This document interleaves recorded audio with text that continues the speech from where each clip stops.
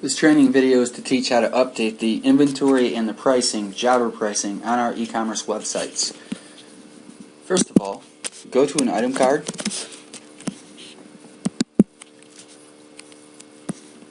pick out the item that needs to be updated,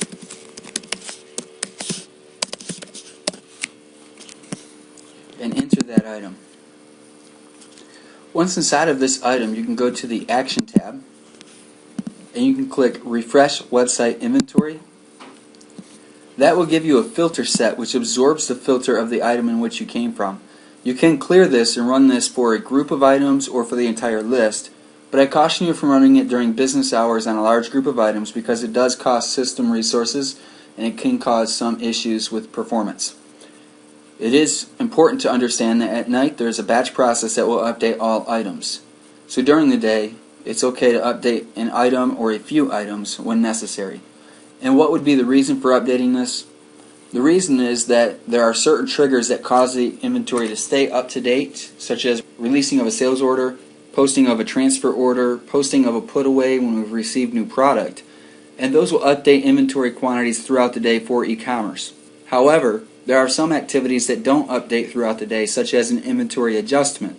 Because that's done infrequently and periodically, it doesn't cause the system to update at the moment that task is conducted, and therefore those type of things, such as inventory adjustments, will only update at night when the batch runs or when this process is ran manually. Now that you have the item selected, the filter set, click OK, and it's updated. Now you won't see this, it will show up on e-commerce, but in the background of our system, there is a table for website inventory list. And in that table for the 11/5/40/10, you'll notice that these values are updated for the quantity that is available for shipping in each of the locations. These are the numbers that are now available to our EU and our US eCom sites. Pricing works much the same way. Go to the item that you wish to refresh and click Refresh Website Pricing.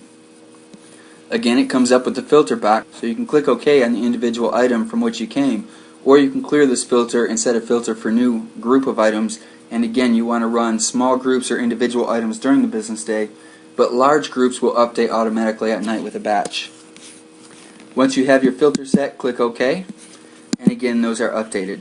Now, you don't see it again here, but on e-commerce you will see it because in the background there's a table called Website Pricing. And in that table you'll see the euro and the US dollar jobber prices for this particular item, and that is where the eCom site will draw that number from. Once again, at night a batch will run for all items updating these prices, so all pricing will be captured at night, but if you have changed the price on an individual item, then you can run the function for that individual item or a small group of items during the business day to update e-commerce.